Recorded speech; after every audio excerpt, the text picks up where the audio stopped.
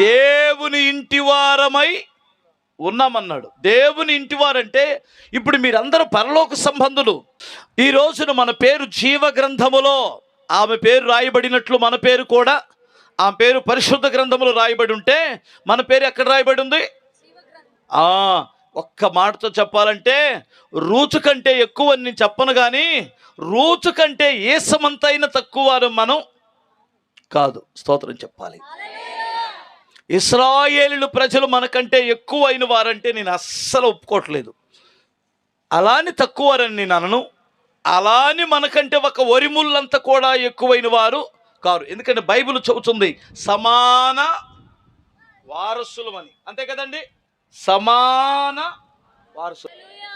కొత్త నిబంధన విశ్వాసులమైన మనం పాత నిబంధన ఇప్పటికీ ధర్మశాస్త్రాన్ని ఫాలో అవుతున్నటువంటి, అంటే అబ్రహాము సంతతి అయినటువంటి వారికి ఆశీర్వాదం వాగ్దానాలు ఎలా ఇస్తాడు దేవుడు చెప్పండి? సమానం. పరలోకం మనకి వారికి సమానం. స్తోత్రం చెప్పాలి.